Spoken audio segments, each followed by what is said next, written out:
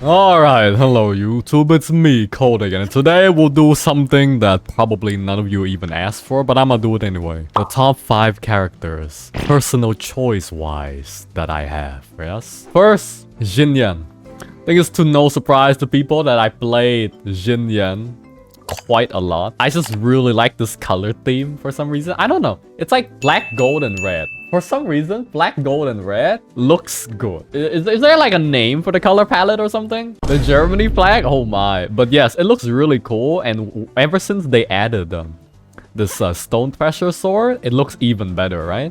Back then, I think people used like wolf gravestone for the aesthetic, right? I just really like Xinyan because of her design and the music that she started out with, right? Nowadays, the music of Mihoi has gotten a lot better, but other than the color design theme and the how aesthetically pleasing wolf gravestone look on her back then, the main reason I played her was her mechanics seems cool, right? You hit enemy, and the more enemy you hit with your E, the more shield you get, right? It sounded cool, it sounded tanky, it sounded bruisery, but then her numbers are way too low, and I was on like Omega Copium, and I tried my best to build her no matter what, but it was really hard.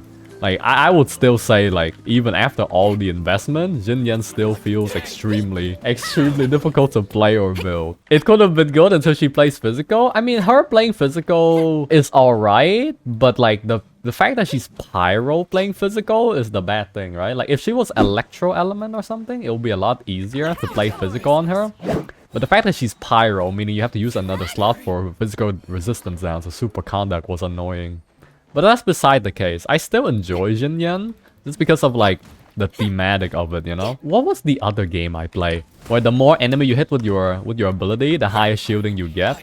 It really plays that warrior, not like full tank, but kind of warrior-ish vibe, where you're not gonna tank every hit. You're just gonna live a little bit longer than others, you know?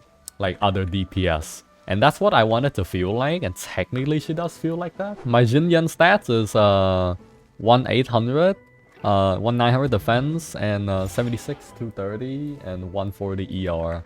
Like, if I spin, then it goes up to like 2,000 something attack.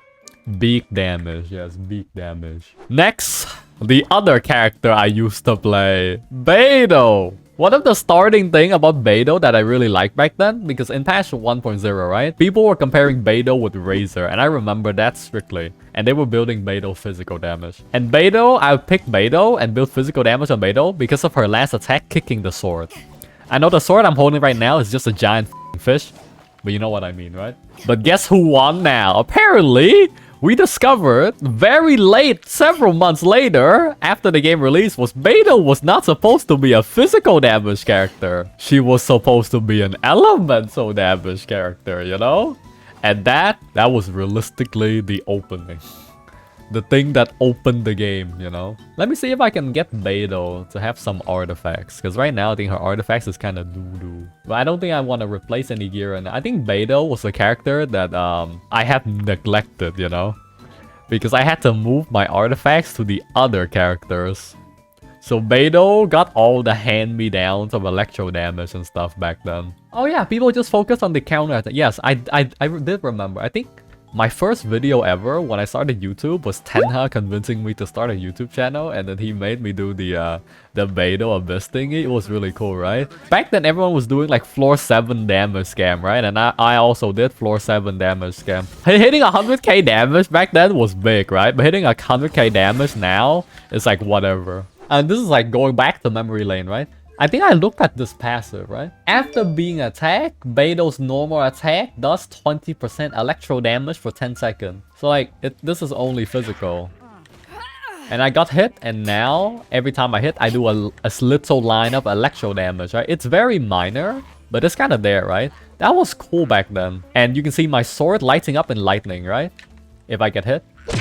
You can see my sword now has a little lightning animation on the back, and that was really cool to me. And people were building like physical damage or electro damage based on normal attack. The good thing is that it works even if you counter. So if you counter an attack, your autos will do the lightning hit. Like if you get protected by a barrier, it does count. So that was awesome back then, right? And that's what I was focusing on Beidou when I played, because I didn't know, right? But later on, I came to realize that this is broken. This destroys everything in game. This gives you a little bit... Okay, people don't realize, but like 37% damage. How much is at like talent level 6? I think it's like 25% something damage reduction as well. And plus the damage, right? Nowadays, I think it matters more. Like back then, the content was really... you know, like there's not much to worry about, but nowadays, you know, 37% damage reduction is kinda, you know,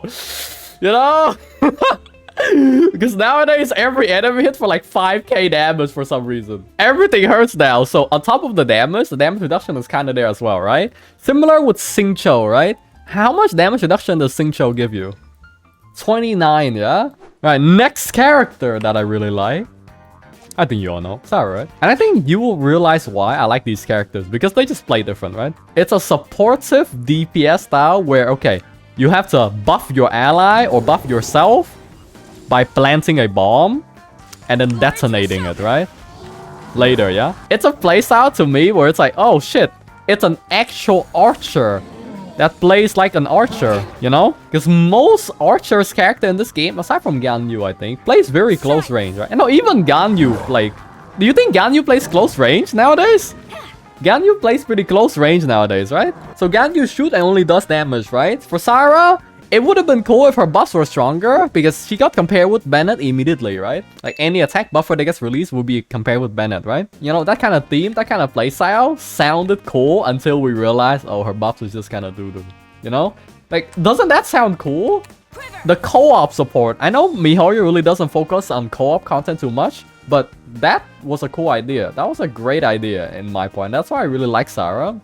Numbers is her problem, but playstyle and design-wise, is really nice. And the auto attacks, this was cool, right? It's so elegant. The only problem is 4-star characters are ridiculously locked behind Constellation. The C2 and the C6 kind of define her, right? 60% electro crit damage. Okay, how about this? MiHoYo, delete Bennett and put other buffers.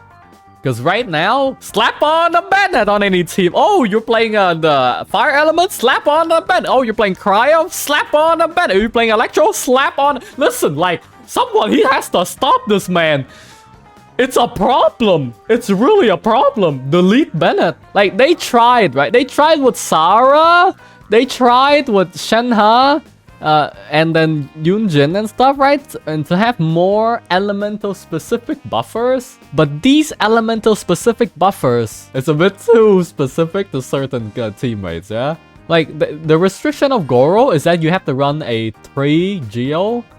Really? The restriction of Shenhe is that there's a limit on how many hits her buffs last, right?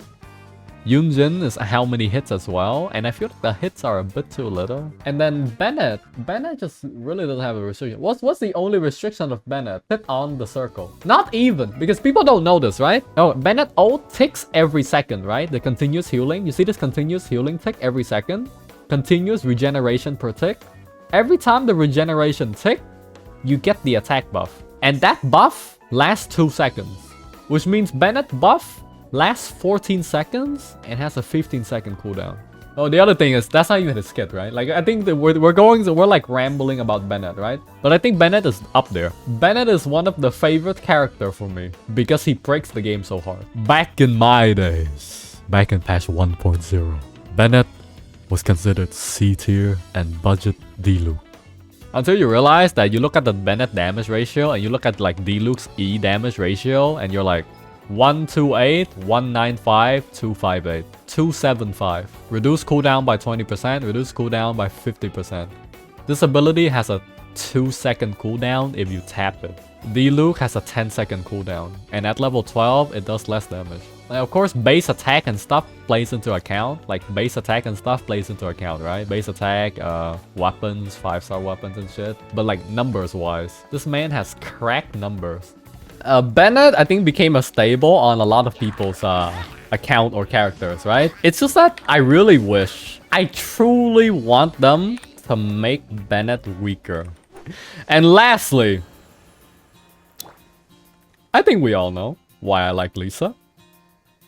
It's because she's one of the only character in the game who is a mage catalyst character that plays like a mage, you know?